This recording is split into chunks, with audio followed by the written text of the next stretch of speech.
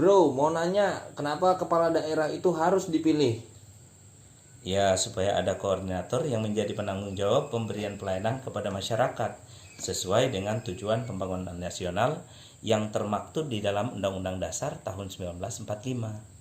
Emang apa sih tujuan pembangunan nasional? Tujuan pembangunan nasional itu adalah memajukan kesejahteraan umum, mencerdaskan kehidupan bangsa, dan ikut melaksanakan ketertiban dunia yang berdasarkan kemerdekaan, perdamaian abadi, dan keadilan sosial. Hal ini menjadi janji-janji biasanya para calon kepala daerah pada saat kampanye. Oh gitu, emang apa sih yang menjadi indikator dari pembangunan nasional atau daerah? Banyak sih, di antaranya kepala daerah harus menjamin masyarakatnya agar tetap sehat, agar tetap pintar, tidak terlantar, punya penghasilan, tidak miskin, sejahtera, tercukupi infrastrukturnya. Artinya apa? Bahwa kepala daerah memiliki tanggung jawab agar rakyatnya tidak boleh ada yang lapar, tidak boleh ada yang terlantar, tidak boleh ada yang bodoh, tidak boleh ada yang sakit, tidak boleh ada yang tidak bekerja, kemudian tidak cerdas, dan lain-lain sebagainya. Dan masih banyak sih yang lainnya. Bisa nggak kepala daerah menjalankan tugasnya sendiri? Kepala daerah tidak bisa melakukan tugasnya sendiri. Dia harus dibantu oleh kepala perangkat daerah sesuai dengan fungsi bidang urusannya masing-masing. Lalu bagaimana sih mekanisme pembagian tugasnya? Oh, yang itu.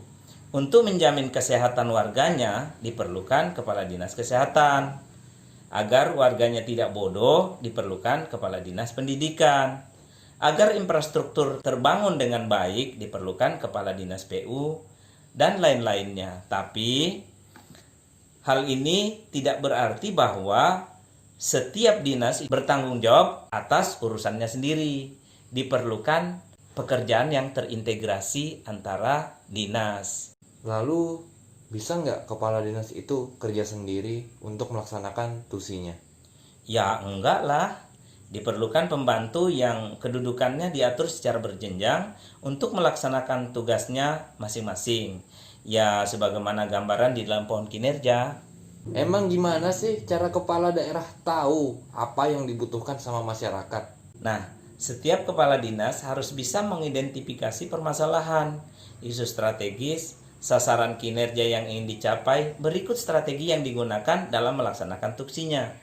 Kemudian dituangkan dalam dokumen perencanaan dalam bentuk arsitektur kinerja yang terpetakan di dalam pohon kinerja sebagaimana gambar berikut.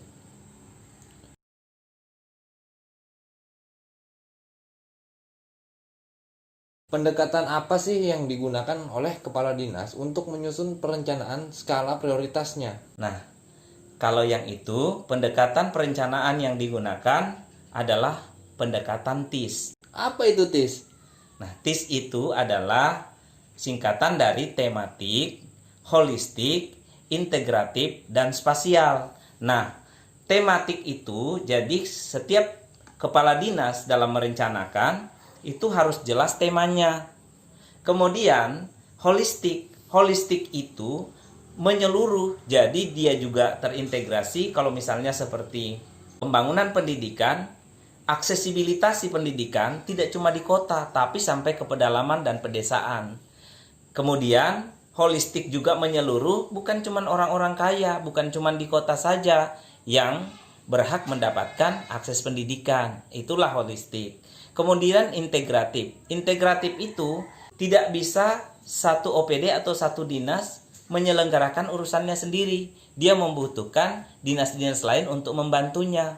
Contoh ketika mau membangun sekolah, itu dibutuhkan dinas PU untuk membangun infrastruktur jalannya. Dibutuhkan dinas kesehatan untuk membangun pusat kesehatan masyarakatnya, dan seterusnya seperti itu. Spasial artinya tempat. Jadi setiap yang direncanakan sudah jelas temanya. Holistik itu menyeluruh, kemudian terintegrasi dikerjakan oleh beberapa dinas atau OPD, dan spasial jelas tempatnya di mana. Bisa nggak kita kerja tanpa program, kegiatan, dan anggaran? Tanpa itu, bisa nggak? Ya tentu tidak. Karena itu adalah salah satu cara mencapai kinerja yang kita harapkan. Tapi ingat, program kegiatan dan anggaran merupakan akibat dari upaya kita mencapai kinerja. Jadi jangan dibalik. Dapat anggaran dulu, baru mikirkan apa pekerjaannya atau apa kinerja yang mau dicapai. Jadi kita tetapkan dulu kinerjanya, baru kita tetapkan atau rumuskan program dan kegiatannya berikut anggarannya. Bisa nggak rangkaian program dan kegiatan dalam upaya mencapai kinerja hanya dilakukan oleh satu atau beberapa orang saja? Ya nggak bisa lah, karena untuk mencapai target kinerja dibutuhkan kebijakan dan sistem manajemen kinerja yang harus dikendalikan oleh seorang pimpinan.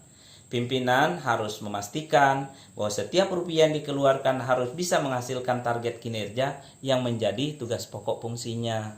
Oh gitu. Kalau sudah seperti itu kan nggak lucu kalau masih ada kepala OPD atau kepala dinas yang masih sibuk membiayai program dan kegiatan yang sama sekali tidak mengungkit kinerja yang diperlukan.